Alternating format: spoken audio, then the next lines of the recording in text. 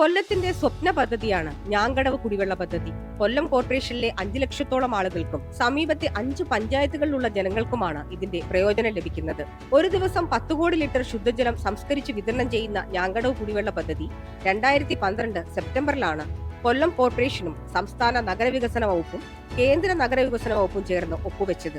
2012 September മാസം 30-ാം തീയതി കൊല്ലം കോർപ്പറേഷനും സംസ്ഥാന നഗരവികസന വകുപ്പും ഇന്ത്യ ഗവൺമെന്റ് അർബൻ ഡെവലപ്മെന്റ് വകുപ്പും ചേർന്ന് ഒപ്പുവെച്ച ട്രൈ പാർട്ടി എഗ്രിമെന്റ്, ആ എഗ്രിമെന്റിന്റെ അടിസ്ഥാനത്തിൽ നടപ്പാക്കിയതാണ്. ശ്രീ പ്രേമേന്ദ്രൻ അന്ന് MP അല്ല, അതിൽ എഴുതി വെച്ചിരിക്കുന്നു ഈ നാട്ടിലെ ജനങ്ങളെ കബളിപ്പിക്കാൻ. കേരള സർക്കാർ കിഫ്ബി വഴി 235 കോടി രൂപ ഈ പദ്ധതിക്ക് അനുവദിക്കുകയും ചെയ്തിരുന്നു.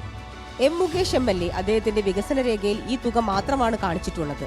എന്നാൽ NK പ്രേമചന്ദ്രൻ MP ഒരു ചാനലിന്റെ പരിപാടിയിലും അവകാശപ്പെട്ടിരിക്കുന്നത് ഇത് പൂർണ്ണമായും കേന്ദ്ര പദ്ധതിയാണെന്നാണ്. ഇപ്പോൾ പലരും അതിൻ്റെ അവകാശവാദങ്ങളുമായി മുന്നോട്ട് വരികയാണ്. 2012 ജവഹർലാൽ നെഹ്റു നാഷണൽ റിന്യൂവൽ മിഷനുമായി ബന്ധപ്പെട്ടുകൊണ്ട്, അതായത് 5 ലക്ഷത്തിൽ താഴെ ജനസംഖ്യയുള്ളവരെ ഇനി ഈ പദ്ധതിയിൽ ഉൾപ്പെടുത്തേണ്ട എന്ന തീരുമാനമെടുത്തപ്പോൾ കൊല്ലം കോർപ്പറേഷൻ തന്നെ ഒരു പ്രമേയം ഞങ്ങൾ പാസ്സാക്കിക്കൊണ്ട് 4 ലക്ഷത്തിന് താഴെയുള്ള ജനസംഖ്യയുള്ള കോർപ്പറേഷൻ ഉൾപ്പെടുത്തണമെന്നുള്ള ആ പ്രമേയം അംഗീകരിച്ചു.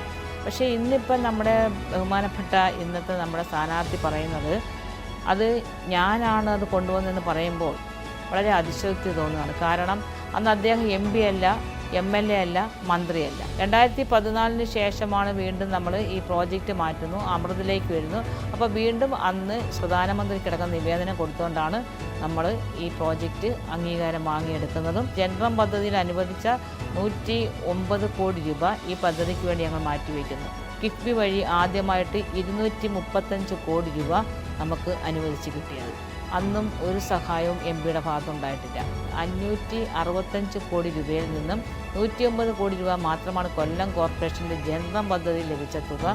ബാക്കി തുക മുഴുവനായിട്ട് നമുക്ക് ഈ ഗവൺമെൻറ്റിൽ നിന്നാണ് നേടിയെടുക്കാൻ സാധിച്ചത്.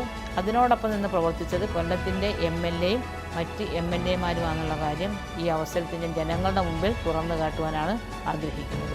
കൊല്ലം കോർപ്പറേഷന്റെയും സംസ്ഥാന സർക്കാരിന്റെയും പങ്കാളിത്തമുള്ള ഒരു പദ്ധതിയുടെ ക്രെഡിറ്റ് പൂർണ്ണമായും കേന്ദ്ര സർക്കാരിന് നൽകുന്നത് വഴി പ്രേമചന്ദ്രൻ നടത്തുന്നത് നുണപ്രചരണമാണ്. ഞാൻ കേന്ദ്രമന്ത്രിയെ കണ്ട് സാധിച്ചു എന്നാണ്. 2012 ശ്രീമാൻ പ്രേമേന്ദ്രൻ MP ആണോ?